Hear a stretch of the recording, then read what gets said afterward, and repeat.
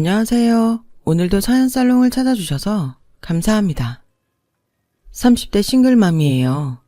새해가 시작된 지 얼마 안 된 것 같은데 벌써 완연한 봄이 되었네요. 길거리를 걸으면 여기저기서 어여쁜 꽃이 보이니까요. 그리고 곧 있으면 가정의 달 5월도 올 텐데 매해 5월이 되면 저는 저에게 일어난 기적 같은 일에 가슴이 뭉클해지곤 한답니다. 여러분들은 행운이나 기적을 믿으시나요? 저는 솔직히 믿지 않았어요. 오히려 그런 걸 바라는 건 힘든 사람들 희망 고문하는 거라며 경멸하기까지 했었는데 아이러니하게도 제가 인생에서 가장 힘들었던 그해 5월에 절망의 끝에서 만난 기적으로 저는 지금 너무나도 행복한 인생을 살고 있어요. 그래서 저의 지나온 시간들을 생각하면 어떻게 나한테 이런 일이 생겨났지? 할 만큼 경험하고도 믿을 수 없는데 그 얘기를 한번 들려드리면 어떨까 해서 이렇게 사연을 씁니다. 저는 기억도 나지 않을 아주 어릴 때 경기도 소재의 한 보육원에 맡겨졌어요. 그리고 초등학교에 가기 전까지는 세상의 모든 아이들이 저처럼 시설에 모여 사는 줄 알았는데 초등학교에 가서 저와는 다른 또래 아이를 보고 현실을 알았고 그 뒤부터는 극도로 튀는 것을 싫어하는 아이가 됐어요. 다행인지 뭔지 선생님도 친구들도 딱히 저에게 관심도 없었는데 그래서 고등학교 졸업하기까지 거의 있는 듯 없는 듯 지냈는데 문제는 성인이 되고 보육원을 퇴소한 후였어요. 아시는 분은 아시겠지만 보육원의 아이들은 어느 정도 나이가 되면 보육원을 나와야 하거든요. 자립할 준비도 아직 되지 않았는데 어린 마음에 저는 제가 성인이 되는 것이 무서웠어요. 하지만 보육원 원장님의 도움으로 외지긴 했지만 숙식이 해결되는 공장에 취직할 수 있었고 당장은 일을 배우고 돈을 모아야겠다는 생각에 사람들이 보육원 출신 어쩌고 소곤거려도 못 들은 척 악착같이 일만 했어요. 그렇게 1년 정도 거의 쓰지 않고 돈을 모으니 1,500만 원 정도를 모을 수 있었죠.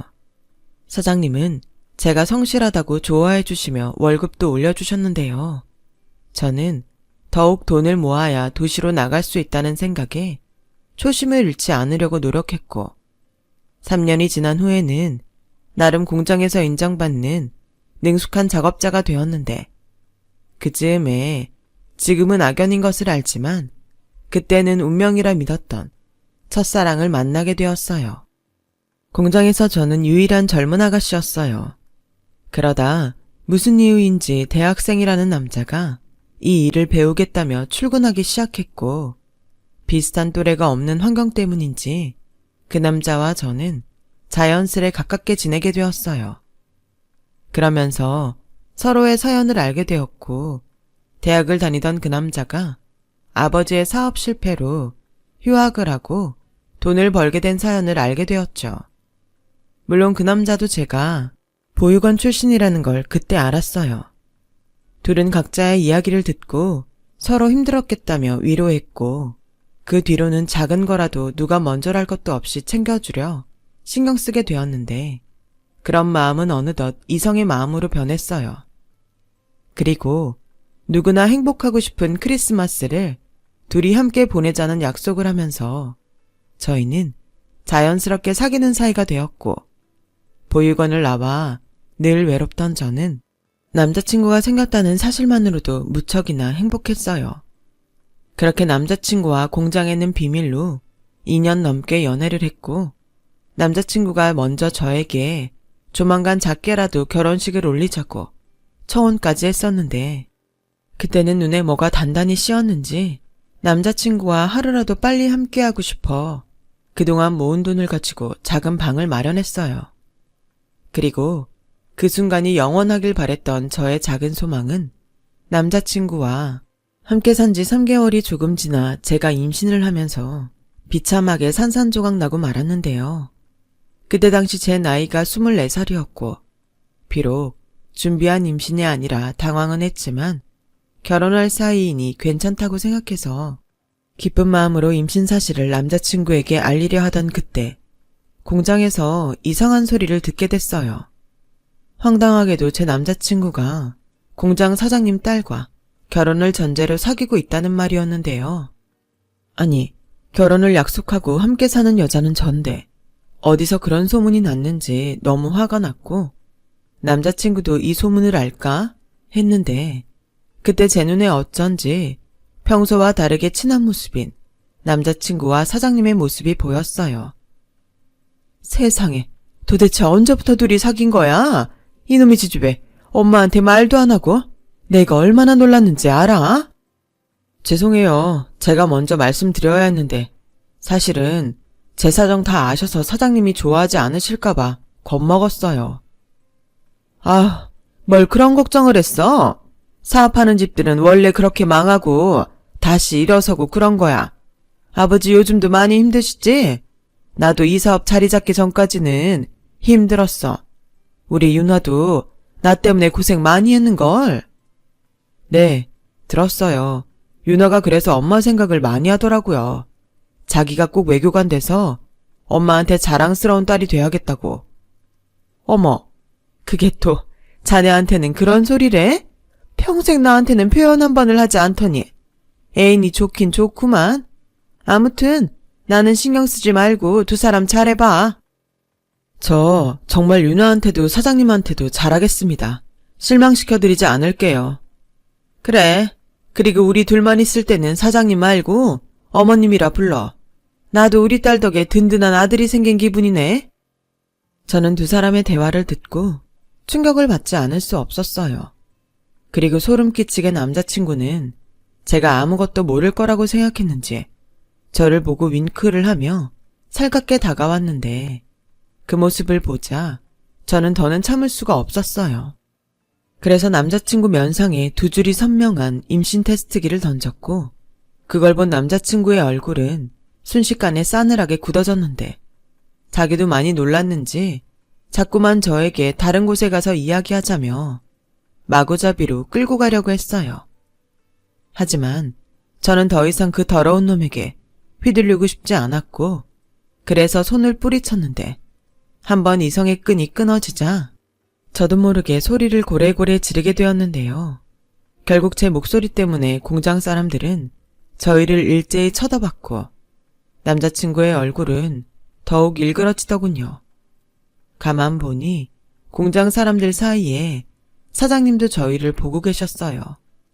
그리고 저는 이젠 돌이킬 수 없다는 생각으로 이놈이 저와 결혼을 약속하고 현재 함께 살고 있으며 지금 제 뱃속엔 아이까지 있다고 말해버렸는데 저 때문에 모든 것이 망했다고 생각했는지 그놈이 본색을 드러내더군요.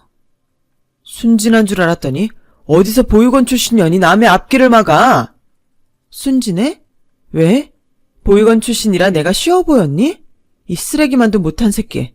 네 입으로 네가 말해봐. 사장님 딸한테도 했듯이 똑같이 했니?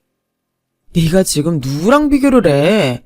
넌 그냥 데리고 논 거고 진짜는 거기야. 나 우리 윤아 사랑해. 진짜 결혼하고 싶은 여자는 세상에 윤아밖에 없어. 미친 새끼. 사장님 딸도 알까? 자기랑 결혼할 생각하면서 딴 여자랑 논 너를. 나 절대 그냥 안 넘어가. 너 고소할 거야. 그래, 해. 보육원 출신 말을 누가 믿어줄까? 지가 먼저 꼬신 주제에. 뭐라고? 원망하듯 그렇게 보지 마. 너도 나랑 놀아서 좋았잖아. 그러게 왜 애는 덜컥 가져서 지랄이야. 아씨, 거의 다 됐는데. 저는 온몸이 분노에 떨렸어요.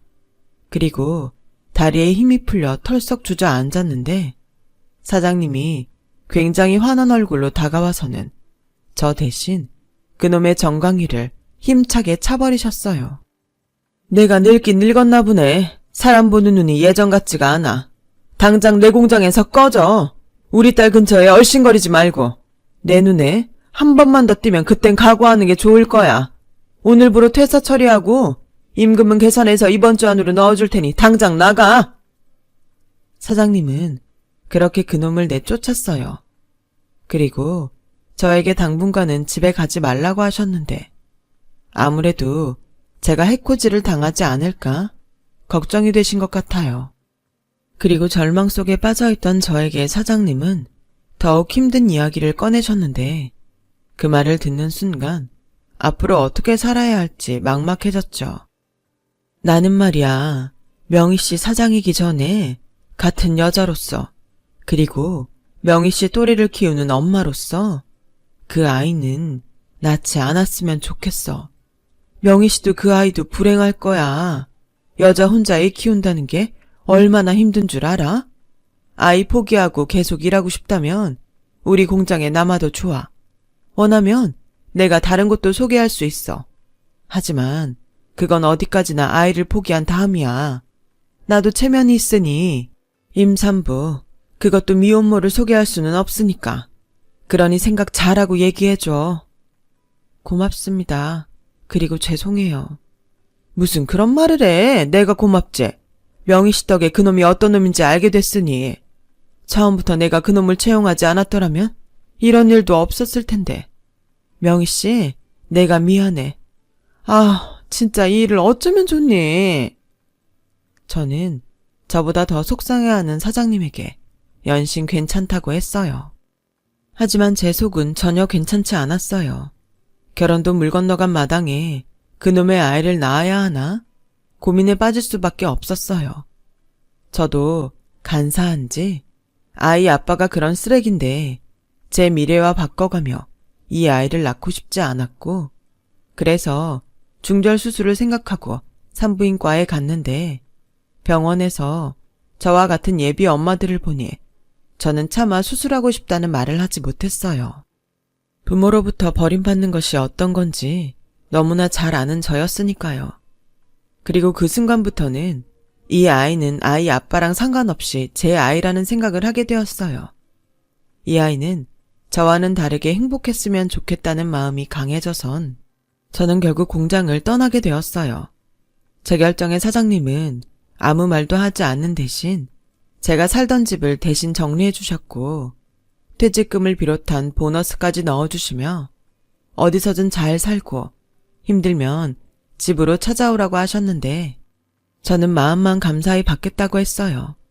얼굴은 본 적도 없지만 사장님 딸 얼굴을 보고 싶지 않더라고요. 그래서 그 후 저는 미혼모의 삶을 살기 시작했어요. 다행히 배가 아직 부르지 않아 집을 구하는 건 어렵지 않았지만 일자리를 구하는 건 힘들었어요. 그래서 편의점 아르바이트나 마트에서 하는 행사 일을 골라 했고, 그렇게 생활하다 보니 돈은 돈대로 벌리지 않고 시간은 시간대로 여유가 없었죠. 그리고 정기검진을 갈 때마다 돈은 왜 그리 많이 깨지는지, 아직 시작도 안 한 미혼모의 삶은 각오했던 것보다 훨씬 힘들더라고요. 그렇게 힘들게 남들 다 있는 보호자 없이 아이를 낳았는데 그때는 더욱 일을 할 수 없었어요. 나라에서 지원해주는 비용은 있었지만 오롯이 저 혼자 아이를 돌봐야 하니 꼼짝도 할 수 없었던 거죠. 하지만 제가 낳은 예쁜 딸과 하루 종일 붙어있는 그 시기가 저는 싫지 않았어요. 배부르게 먹고 마음껏 잘 수는 없었지만 안 먹어도 배부르고 쪽잠을 자도 눈을 뜨면 제 딸이 옆에 있으니 행복했고, 게다가 모든 것이 처음인 서툰 엄마라는 걸 알았는지 저희 딸은 순했기에 저는 그게 참 고마웠어요.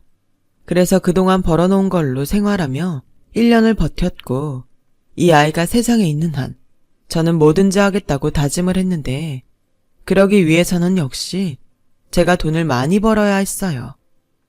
그래서 아이의 첫 돌이 지나면서 조금 잃은 감이 있지만 아이를 어린이집에 보냈고 저는 본격적인 구직 활동을 하기 시작했습니다. 다행히 저희 사정을 안 마음씨 넓은 사장님이 저를 채용해 주셔서 일자리를 구하게 되었어요. 비록 몸은 몇 배로 피곤했지만 딸아이에게 필요한 것을 해줄 수 있다는 것에 저는 행복했고, 이렇게 욕심부리지 않고 딸과 행복하게 살고 싶었는데 이것도 저에겐 과분한 욕심이었는지 저의 행복은 그리 길게 가지 못했어요. 제가 일을 다닌 지 5개월이 조금 지났을 무렵 어린이집으로부터 아이가 코피가 너무 자주 나오고 오늘은 숨 쉬는 게 힘든 것 같다고 연락이 왔더군요. 저는 코피는 둘째치고 감기에 걸려 그러나 싶어 소아과를 찾았다가 의외로 큰 병원에 가보라는 의사 선생님의 말을 듣게 됐는데 그때부터 뭔가 기분이 싸하더라고요. 그래서 그 길로 걱정 가득 대학병원에서 검사를 받았는데 검사 결과는 급성 백혈병으로 판명이 났습니다. 저는 또 한 번 무너지고 말았어요. 그리고 생각했죠. 이 세상에서 저보다 재수가 없는 사람은 없을 거라고요. 태어나 부모에게 버림받아 보육원에 맡겨졌고 처음 사랑을 한 남자는 쓰레기에 큰 결심으로 낳은 아이는 백혈병에 걸리다니 저는 하늘을 원망할 수밖에 없었어요. 아니, 그것마저 하지 못하면 미칠 것 같았어요. 그래서 내가 뭘 그렇게 잘못했냐고, 어떻게 나한테는 하나를 주지 않느냐고 미친 사람처럼 소리치며 울었죠. 그리고 시간이 지나면서 점점 감당할 수 없는 병원비와 나눠 가질 수 없는 아이의 고통, 게다가 급할 때마다 이용했던 대출금 상환 압박까지 저는 사는 것이 지옥이었어요.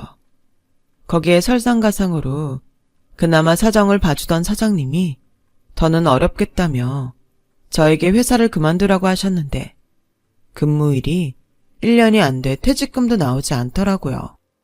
그래서 저는 이젠 그만 죽으라고 그러나 보다 라고 생각했는데 완전히 패닉 상태였어요.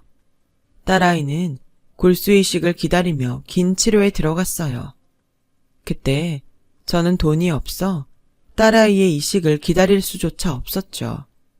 그리고 사람이 너무 궁지에 몰리니 원래는 죽어도 하지 않을 부탁이라는 걸 하게 됐는데 제 연락을 받은 보육원 선배 언니 오빠들은 그만한 돈이 없다며 미안하다고 했고 또 어떤 언니 오빠들은 제 가슴에 비수를 꽂기도 했는데요. 명희야, 애당초 그런 애를 왜 낳았어? 너는 겁도 없다. 그냥 그게 그의 팔자려니 해. 네 인생도 생각해야지. 너 나중엔 빚만 남는다. 그의 아빠한테는 연락해봤어? 왜 그런 폭탄을 너 혼자 끌어안아, 비겁한 새끼. 설마 지 자식 세상에 태어난지도 모르고 있냐? 너도 참 인생이 피곤하다. 피곤해. 그런 소리를 들으려고 전화했던 게 아닌데 저는 전화를 끊고 한참 울었어요. 지금 생각하니 그때는 매일 울었던 것밖에는 생각이 나지 않네요. 그리고 마지막 남은 먼저 일하던 공장 사장님이 떠올랐어요. 그 번호를 핸드폰에 다 찍어놓고도 마지막 통화 버튼을 누르지 못했어요. 그게 알려고 안 사실은 아닌데 어쩌다가 오지랖 넓은 공장 사람들로부터 사장님 딸이 그 쓰레기 같은 인간이랑 못 헤어진다고 집을 나가서 사장님 속이 새까맣게 탔다는 소리를 들었거든요. 그리고 이윽고 날짜는 왜 그리 빨리 가는지 병원비 중간 정산하는 날이 다가왔어요. 그래서 생전 사지도 않던 로또 5개를 사서 그것도 희망이라고 편의점에서 그 번호를 맞춰봤어요. 역시나 모두 맞지 않았죠. 이리 봐도 저리 봐도 저에겐 아무런 희망이 없었어요.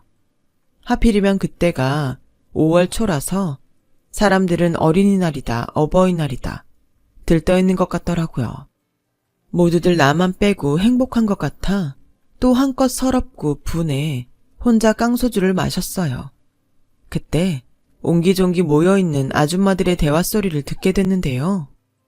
다들 그거 알지? 저기 보이는 감나무 2층 집, 그 딸 백혈병으로 죽은 거.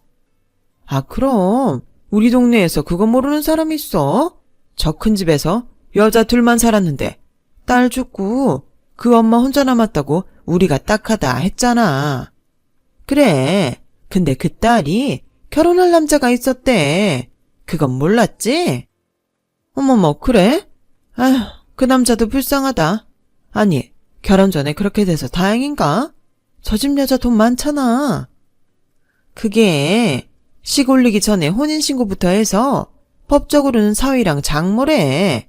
그래서 그 사위라는 남자가 그렇게 저 집에 가서 저 집 딸 사망보험금 달라고 걔 진상을 부린다는 거야. 어머 정말 딱 봐도 돈 보고 혼인신고 먼저 한 거네. 그치. 에휴 저 여자 너무 불쌍해. 내가 저 집 여자랑 친한 사람이랑 요즘 아침 운동 같이 하거든. 그래서 들었는데 시집 와서 애 먹는다고 그렇게 구박당하다 딸 하나 입양해서 이제 좀 행복하게 사나 했는데 남편 사고로 허망하게 보내고 혼자 그 고생을 하면서 딸 하나 키웠는데 그 딸도 가버리면서 망할 사위 하나만 남았으니 얼마나 불쌍해. 그건 그렇다. 아 근데 저 여자는 돈이 많잖아. 난 그래서 별로 자기처럼 걱정 안 된다 뭐. 여차하면 집 팔고 숨어버리면 되지.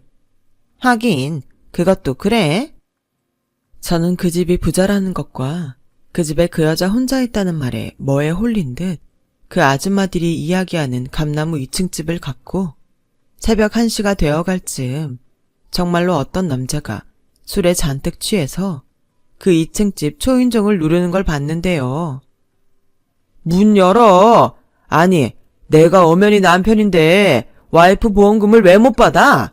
당신 그 돈 다 챙겨서 죽을 때 싸들고 갈 거야? 당신 아무리 싫다고 해도 이제 당신한테 가족은 나뿐이야. 그 남자가 하는 말을 들으니 그 아줌마들이 하는 말이 모두 맞다 싶었어요. 그리고 그러면 안 되는데 그 집을 자꾸만 올려다봤고 스멀스멀 제 안에 나쁜 생각이 또아리를 틀더라고요. 당장 저 집에 들어가서 돈이 되는 뭐든 가져오고 싶었죠. 순간 마지막으로 남았던 제 양심이 저를 붙들었어요. 저는 얼른 그 자리를 떠났는데 다음 날 야속하게도 저희 아이와 꼭 맞는 골수가 있어 수술이 가능하다는 소식을 듣게 됐어요. 너무 기쁜 소식인데 중간 정산도 못하고 당장 돈이라고는 10만 원도 없던 저는 아무런 답도 할 수 없었고 그 순간 어제 갔던 감나무 2층 집만 떠올랐는데요. 그때 저는 결심했어요. 이렇게 세상에 죽으라고 내모는데 어떻게 끝까지 도덕적으로 세상을 사냐고요. 그래서 일단 내 새끼부터 살리고 그 다음엔 벌받자 하는 심정으로 병원에는 수술하겠다고 말을 하고 그날 늦은 저녁 저는 부잣집이라는 그 집을 다시 찾아갔어요. 그리고 담을 넘기 위해 담장을 살폈고 저 같은 나쁜 사람들을 막기 위해 뾰족뾰족한 유리를 담장에 설치한 듯 했어요. 죽기 아니면 까무러치기였던 저는 그 유리에 손이 박히든 말든 담을 넘었어요. 결국 손에서는 피가 철철 났지만 저는 거의 제정신이 아니었기 때문에 아픈 줄도 몰랐고 집 안으로 들어갈 곳을 찾던 중 1층 거실 창문이 활짝 열려있는 걸 알아 집 안까지 너무나 쉽게 들어갔는데요. 그런데 그때 그 집 주인으로 보이는 아주머니가 정신을 잃고 쓰러져 있었어요. 그걸 본 저는 구급차를 부를 생각은 전혀 하지 못하고 오히려 잘 됐다며 가져간 가방에 돈 될 물건을 담기 바빴는데 거실로 나오니 조금 전까지 쓰러져 있던 아주머니가 초점 없는 멍한 눈으로 앉아 계셨어요. 저는 너무 놀라 그 자리에 주저앉았고 가방에 챙겼던 물건들이 대구로 굴러 아주머니 앞까지 굴러갔는데 아주머니는 놀라기는커녕 너무나도 침착한 목소리로 이렇게 말씀하셨어요.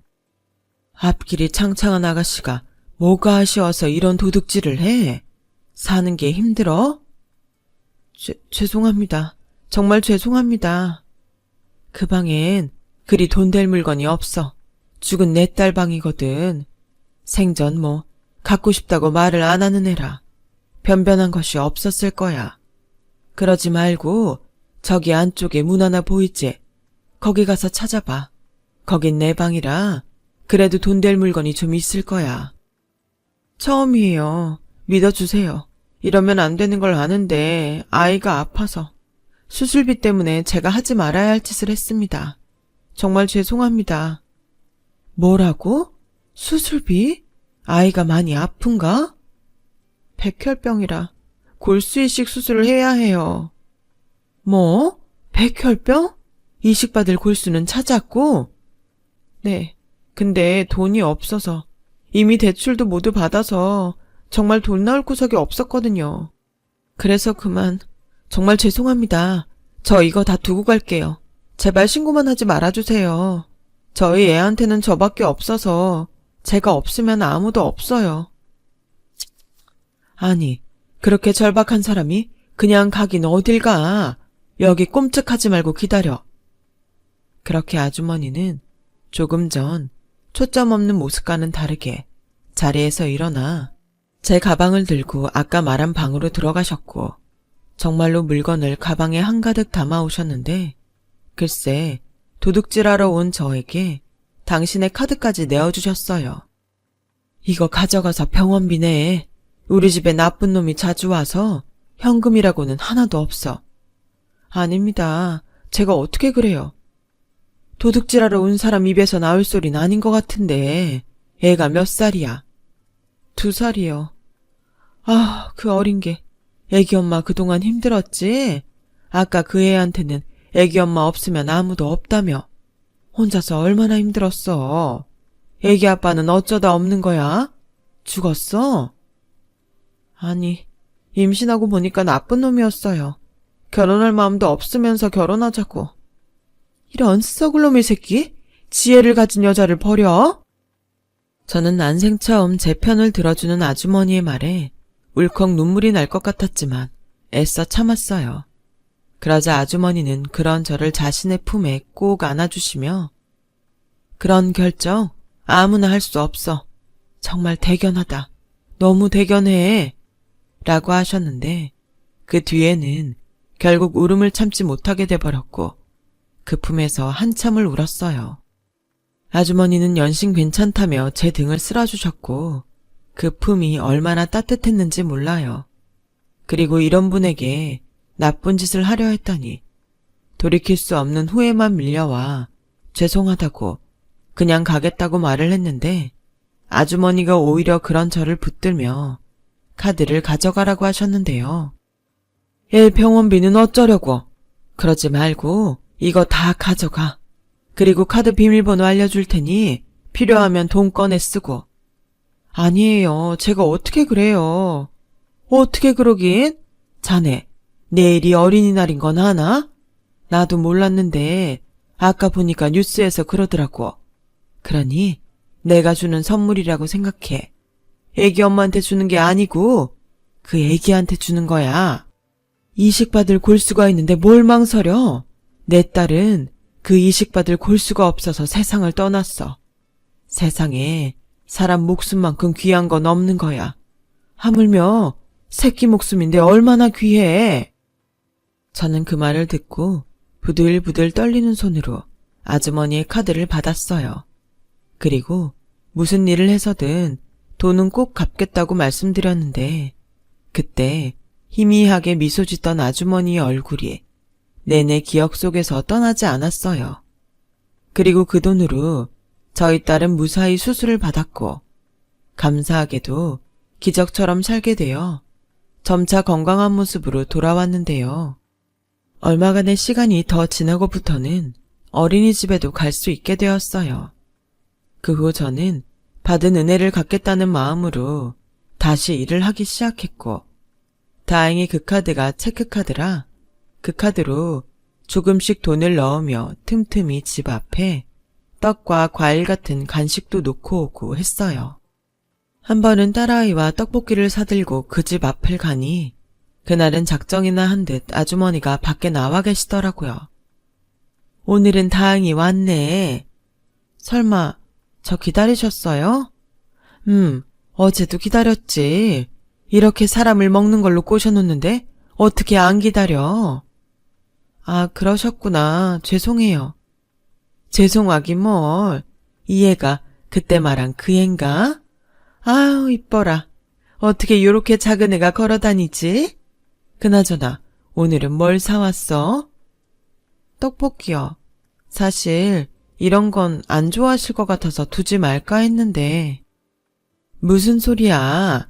세상에 떡볶이 안 좋아하는 대한민국 여자가 있나? 나 좋아해. 그러지 말고 들어가서 같이 먹고 가. 알다시피 내가 혼자라 너무 외로워. 저는 외롭다는 아주머니 말에 그러겠다고 했어요. 다행히 저희 딸도 아주머니를 낯설어하지 않았고 그렇게 처음으로 아주머니와 마주 앉아 떡볶이를 먹는데 집 안이 전에 봤을 때보다는 어쩐지 생기가 도는 것 같았어요. 집이 많이 깨끗해졌어요. 그렇지? 나도 그날 이후부터는 마음을 다시 다잡았어. 사실 우리 딸도 애기 엄마처럼 어릴 때 보육원에서 데려왔거든. 아휴, 그때는 살아도 사는 게 아니라 가서 확 죽을까 하던 날이었는데 마치 우리 딸이 자네를 보낸 듯 자네가 내 앞에 나타난 거야. 저는 그날 나쁜 마음으로 알아. 근데 우리 이제 그 일은 우리 둘만 하는 걸로 하세. 그때도 말했지만 애 엄마가 애를 위해서 못할 일이 뭐가 있나. 난 오히려 애기 엄마가 우리 집에 와줘서 고마워. 그날 자네 덕에 나도 내 딸을 위해 해야 할 일을 했거든. 아주머니는 그날 이후 살겠다고 마음을 바꾸셨고 모처럼 집을 치우셨다고 했어요. 그러면서 딸의 유품 중 미처 살펴보지 못한 것들을 발견했는데 그러면서 딸이 강제적으로 혼인신고서 작성을 했다는 사실을 알게 되셨고 아픈 몸으로 혼인무효소송을 준비했다는 사실까지 알게 되면서 아주머니는 당장 변호사 사무실부터 찾아갔다고 하셨어요. 소송은 시간이 좀 걸릴 수도 있다고는 하는데 아주머니는 이제야 자신도 딸을 위해 무언가 했다는 마음이 든다며 미소를 지으시더라고요. 맨날 보험금 달라고 진상 부리던 사위놈도 깨끗이 정리하셨다고 하는데 아, 엄마는 저런 거구나. 나도 내 딸을 위해 저런 엄마가 돼야지 라는 생각을 하게 됐어요. 그때 자네가 아니었다면 우리 딸 더 억울할 뻔했지. 고마워. 아니요, 무슨 그런 말씀을. 제가 더 감사하죠. 덕분에 저희 애가 살았잖아요. 그래서 그렇게 감사해서 매달 내 통장에 돈을 넣는 건가? 아, 그건 쓰라고 줬더니 되려 돈을 넣고 있으니 내가 얼마나 황당해? 그래도 사람이 염치가 있죠. 그래서 내 오늘은 그 말을 하려고 애기 엄마를 기다렸어. 네? 무슨 말씀을? 이제부터 그 통장에 돈 넣지 마. 대신 이렇게 자주 우리 집에 놀러와서 나랑 놀아줘. 오늘처럼 딸도 데리고 와서 재롱도 보여주고 지금처럼 같이 떡볶이도 먹고 혼자 먹는 밥 진짜 맛없어. 그러니까 나랑 종종 맛있는 것도 먹고 이렇게 수다도 떨자고. 그래도 어떻게 그래요. 제가 쓴 돈이 얼마나 많은데. 자네 전에 대출 받았다고 했지. 이참에 그 돈도 내가 해결하지. 어차피 죽으면 사회에 다 환원할 생각이었어. 대신 일주일에 4번은 나 보러 와야 해. 뭐 여차하면 여기로 이사 와도 되고 내 집세는 안 받을게. 저는 어안이 벙벙했어요. 그러자 그런 제 얼굴을 보고 웃음이 터진 아주머니는 계속 말씀을 이어가셨는데요. 저는 그때의 그 말을 절대 잊을 수 없어요. 왜? 세상에 무슨 이런 일이 있나 싶어? 사람은 말이야, 가끔 이럴 때도 있어. 이상하게 모든 게 다 잘 돼서 오히려 불안할 때가 한 번은 있거든. 그게 지금이라고 생각해. 나는 애기 엄마한테 그런 기회를 주고 싶었어. 이 좁아 터진 세상을 믿기엔 세상은 너무 느리고 불공평하잖아. 혹시 아나? 내가 자네한테 베푼 은혜가 훗날 나한테 또 좋은 일로 돌아올지. 그러니까 망설이지 말고 줄 때 받아. 아주머니는 망설이지 말라고 했지만 저는 망설였어요. 무엇을 재느라 그런 것이 아니라 태어나 이런 행운은 처음이라 겁이 났거든요. 하지만 돈을 떠나서 아주머니의 그 내민 손을 잡고 싶었거든요. 그리고 사는 동안 있는 힘껏 받은 은혜를 갚고 싶었는데요. 그런 제 마음이 통했는지 저희 세 사람은 그날 이후 누가 보면 가족이라 생각할 정도로 특별해졌어요.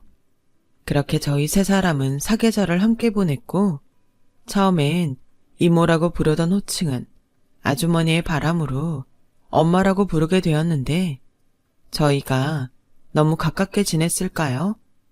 동네에서는 제가 돈을 노리고 아주머니에게 애까지 동원해 접근했다는 소문이 돌았어요.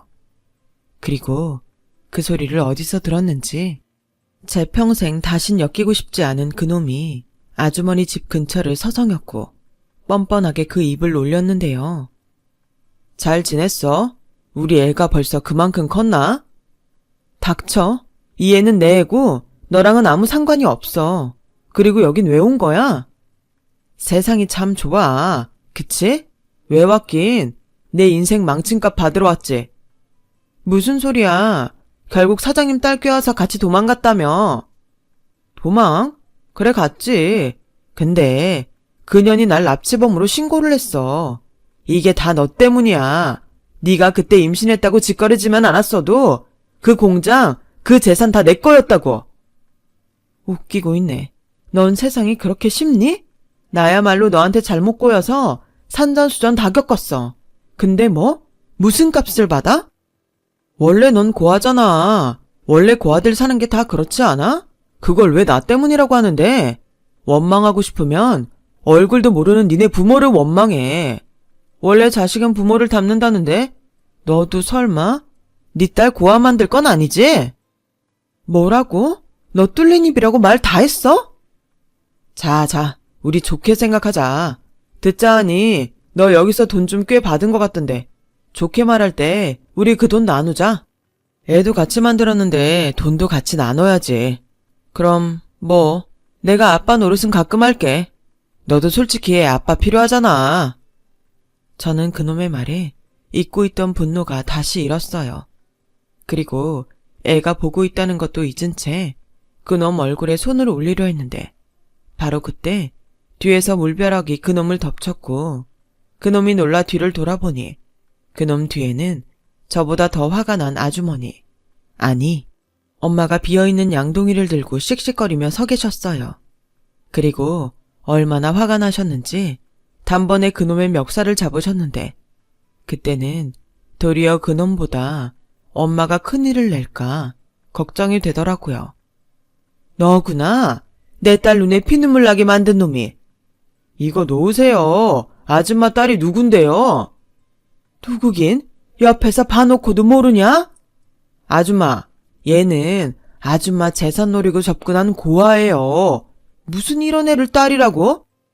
주둥이 찢어놓기 전에 그 입 안 닥쳐? 왜? 동네 소문 듣고 뭐 주워 먹을 거 없나 찾아왔냐? 사내 새끼가 참 비굴하다. 똑똑히 들어. 얘 내 딸 맞고 얘는 내 손녀야. 어디서 그 더러운 면상을 디밀고 지랄이야. 왜? 내 딸이 순진해서 만만해? 너 내가 혼인빙자 사기죄로 고발해줄까? 사내 자식이 얼마나 한심하면 지 새끼까지 버리고 내빼. 그러고도 네가 사람 새끼야?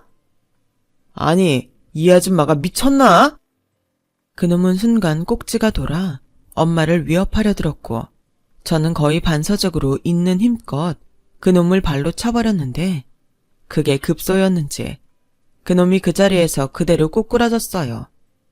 그리고 그놈이 또 어떻게 나올지 모르니 긴장하고 있는데 엄마가 먼저 저와 제 딸을 자신 뒤에 숨기셨고 마치 그 모습은 어미가 새끼를 지키려는 모습 같았는데요. 그때 엄마가 했던 말이 제 평생 잊지 못할 말이 되었어요. 똑똑히 들어. 세상에 부모 없이 태어나는 사람은 아무도 없어. 고아라고 부모가 없는 줄 알아? 다 그럴 사정이 있는 거지. 그 속을 네가 어떻게 알아? 그러니 함부로 말하지 마. 다시 한번 말하는데 명의 고아 아니고 내 딸이야. 지금은 내가 엄마라고. 엄마는 자식을 위해서 못할 일이 없어. 너 같은 거 트럭으로 덤벼도 나 눈 하나 깜짝하지 않아. 그러니 썩 꺼져. 내 새끼들 앞에 또다시 나타나면 너 그때는 스토커라고 확 신고할 테니까. 그놈은 아까 맞은 곳이 계속 아픈지 끙끙거리며 엄마의 윽박에 씩씩거리며 도망을 갔고 다행히 다시는 나타나지 않았는데요. 그래도 엄마는 걱정이 되었는지 저에게 한 가지 제안을 하셨어요. 명희야, 내가 정말 곰곰이 생각했는데 우리 이 집 팔고 다른 곳에 가서 셋이 같이 살자. 이 집을 파신다고요? 안 돼요. 이 집이 엄마한테 어떤 집인데. 여기에 추억이 많잖아요. 안 돼요, 절대. 그래, 추억 참 많지. 근데 나한테는 추억만큼 미래도 중요해. 물론 너랑 우리 라이가 없었다면 절대 생각하지 않았을 일이지만 난 이제 내 가족이 더 중요하단다. 그래도 여긴 너무 시끄러워. 라이도 생각해야지. 사람들 수군거리는 거 나는 우리 손녀가 몰랐으면 좋겠어.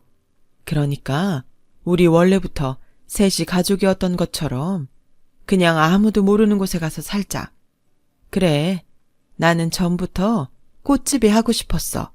이왕이면 새로운 일도 해보면 좋겠다. 넌 뭐 하고 싶은 거 없니? 엄마는 눈이 반짝반짝해져서는 말씀하셨어요. 그리고 저는 그 눈을 바라보며 차마 계속 반대를 할 수 없었는데 사실은요, 여태 저에게 어느 누구도 하고 싶은 걸 물어본 이가 없었어요. 그래서 엄마의 그 말이 너무 설렜고 그 후에는 저도 제가 뭘 하고 싶은지 생각하게 되었는데요.